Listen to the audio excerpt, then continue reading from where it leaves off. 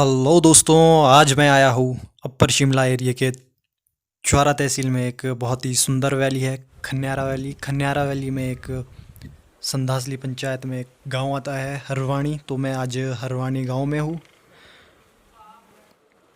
आज हरवाणी गांव में एक खास मेला है जिस मेले का नाम भादो मेला है। ये है जय देवता थाई नाहक साहब की मंदिर परिसर। मंदिर गांव के ठीक सेंटर में है। हरवाणी गांव बहुत ही खूबसूरत जगह पे बसा हुआ है क्योंकि गांव के ठीक सामने तो चांशल घाटी है। आप सबको पता ही होगा, चांशल घाटी बहुत ही खूबसूरत जगह है। और आप लोगों ने कालकापाटन का नाम तो सुना ही होगा, तो यहीं से कालकापाटन जाते हैं। वीडियो में आगे चल के मैं आपको कालकापाटन के बारे में बताऊंगा, तो बने रहिए मेरे साथ। जय देवता थाई नाग साहब। तो मेरी टाइमिंग बहुत ही अच्छी रही क्योंकि मैं कहीं गया हुआ था और अभी अभी पहुंचा हूँ। और ये देख सकते हैं आप, जय देवता थाई नाग साहब का रथ है ये। इसी रथ में महाराज विराजमान। और ये आप जो दूसरा रथ देख रहे हैं ये जय देवता जाक साहब का रथ है। ये गजानी के जाक साहब है, गजानी गांव। और ये मेहमान देव है इस बार यहाँ पर। कुछ ही टाइम में यहाँ पर आदमी और भी ज़्यादा हो जाएंगे। और ये जो आपको चांदी के दिख रहे हैं इन्हें रणशिंग कहा जाता है।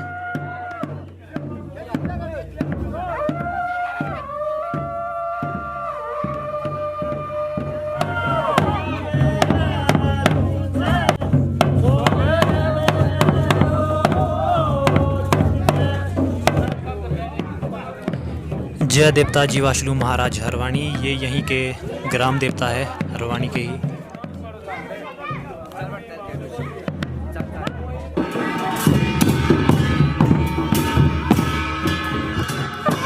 ये छोटा सा बच्चा रणशिंग हो जा रहा है। इसकी शक्ल देखी मैंने, इसके बाद पूरा लाल हो गया था मुँह इसका। मित्रों, तो मैंने देवता महाराज थाई नाग साहब की हिस्ट्री के बारे में थोड़ा पता किया मिस्टर नवीन चौहान जी से। तो उन्होंने मुझे बताया देवता महाराज का जन्म आज से 5000 साल पहले हुआ है। और जिस जगह पे देवता महाराज का जन्म हुआ उस जगह का नाम है मिर्गवाल कोट। और मिर्गवाल कोट से देवता महाराज जी आते हैं केवल डाल। केवल डाल बहुत ही अद्भुत जगह थी क्योंकि वहाँ पर 7 मगर पानी बहुत अधिक है, मतलब कि 7 बावड़ियाँ एक साथ थी वहाँ पर। और सोने रुपए की थी धारी। सोने रुपए की धारी मतलब सोने के बर्तन थे जिसमें देवता महाराज के लिए पूजा के लिए पानी वगैरह लाया जाता है। मिर्गवाल कोट और केवल डाल जो नाम की जगह है ये कालकापाटन से ऊपर चल के बढ़ती है। सामने देखिए चांशल घाटी। और ये वाला रास्ता है केवल डाल, मिर्गवाल कोट और कालकापाटन टूरिस्ट प्लेस के लिए।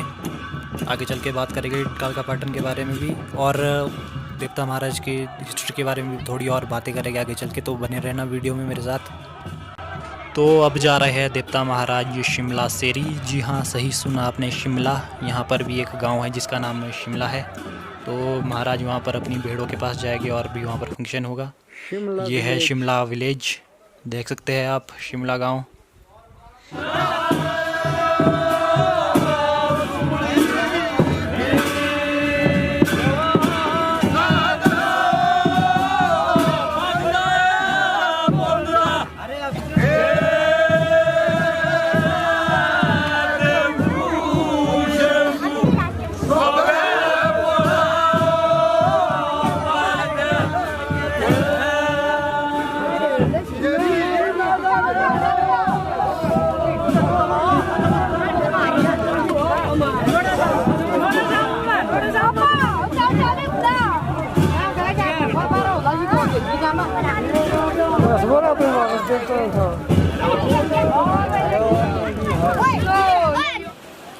हिंदू कैलेंडर के हिसाब से 25 तारीख को फ़्वाल लोग भेड़े लाते हैं। फ़्वाल मतलब शेफर्ड्स जो होते हैं वो फ़्वाल कहा जाता है उन्हें।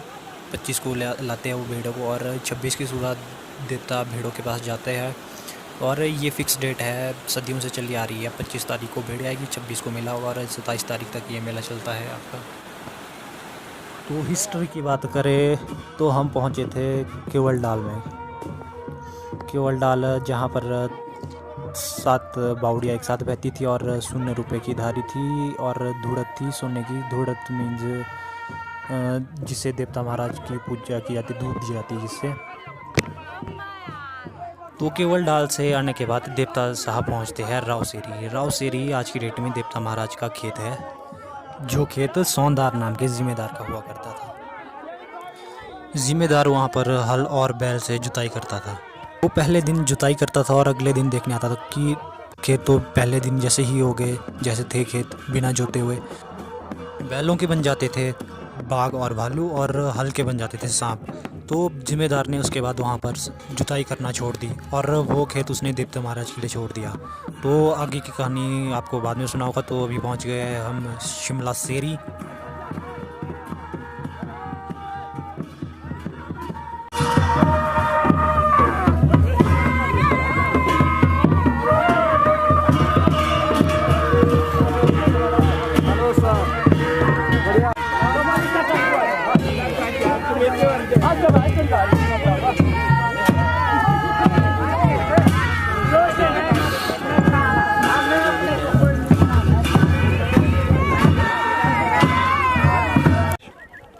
ये है भेड़ बकरियाँ।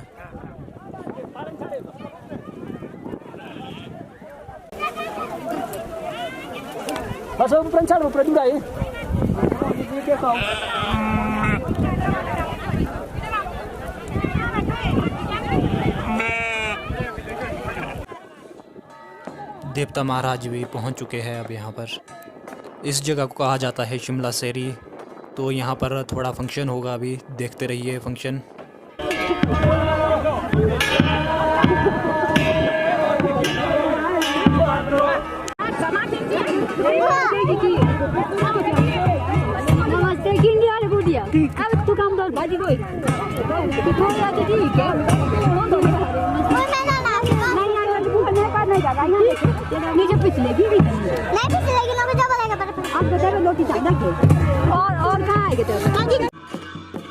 अभी देवता महाराज को माला पहनाई जाएगी यहाँ पर। जो इस माला में फूल होते हैं ये बहुत ही हाइट से ला जाते हैं। जिस जगह का नाम सुंदरू सिपोन है, जो कि बहुत ही हाइट में है ये जगह। इन फूलों को सिर्फ हवा लोग ही ला सकते हैं, बाकी कोई नहीं लाता है। और जब वो फूल लेने जाते हैं तो वो किसी से कोई बातचीत नहीं करते हैं, एक दूसरे से भी कोई बात नहीं करेंगे। वो एक तरह से मौन व्रत होता है उनका। अगर वो बातचीत करेंगे तो बारिश लगती है, ऐसा कहा जाता है।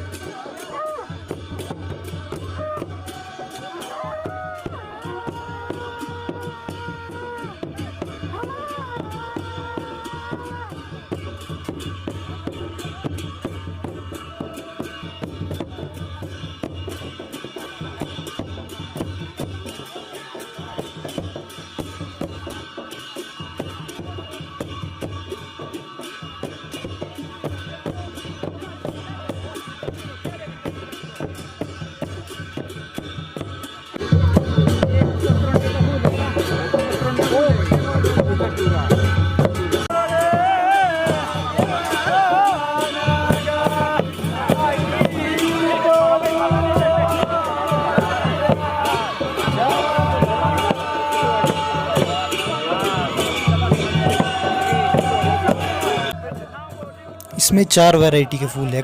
एक का नाम कथरेंडा है, दूसरे का नेम नेसर है, और एक कवल और एक धतूरी।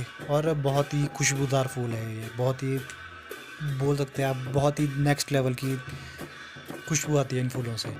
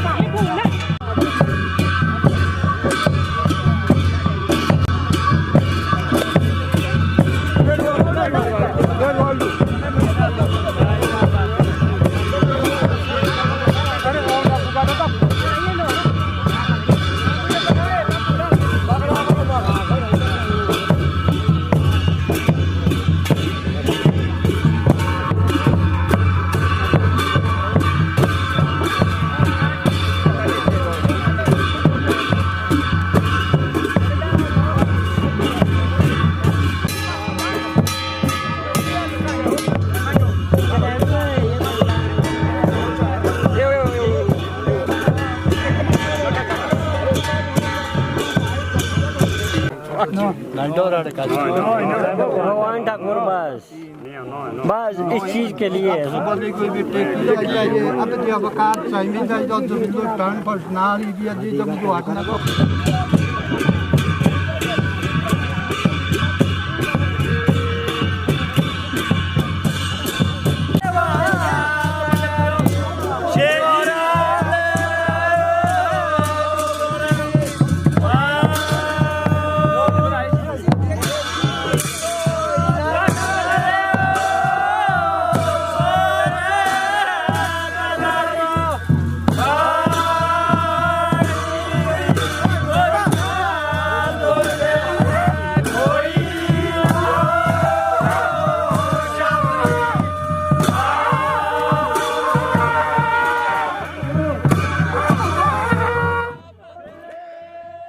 तो अभी महाराज यहाँ पर चक्कर लगाए गए शेरी का, शिमला शेरी में राउंड मारे गए, घूमे गए यहाँ पर। महाराज जब तक चक्कर लगाते हैं शिमला शेरी का तो हम बात करते हैं हिस्ट्री की थोड़ी सी। हम पहुँचे थे राव शेरी में।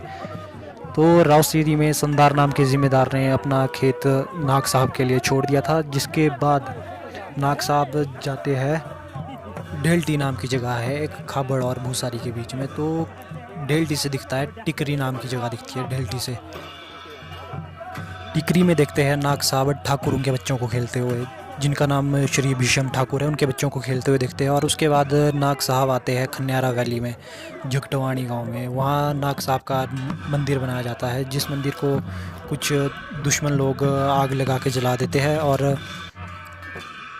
और उस दिन से आज तक नाग साहब झकटवाणी गांव से ही भेड़ बकरियों को दिन देते हैं डांडे पर जाने के लिए।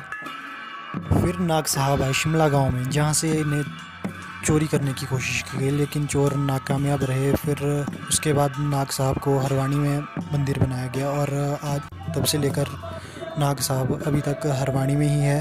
कम से कम कहा जाता है कि 500 साल से भी ज़्यादा हो चुके हैं और नाग साहब आज तक यहीं पर है। तो मेरे पास जितनी जानकारी थी नाग साहब की हिस्ट्री के बारे में, मैंने आप सभी लोगों के साथ शेयर की। अगर आप लोगों को कुछ और भी हिस्ट्री पता है नाग साहब के बारे में तो कमेंट बॉक्स में ज़रूर बताइएगा। तो नाग साहब के थाई नाग साहब के 4 भाई हैं और पूरे 5 भाई है। एक भाई का नाम है सुनी नाग साहब खाबल से, और दूसरे पेखा नाग साहब पेखा के है ये, और एक है बैरिंग नाग साहब तांगनू और बैरिंग नाग साहब सांगला। ये दोनों जुड़वा भाई है, बैरिंग नाग साहब तांगनू और बैरिंग नाग साहब सांगला।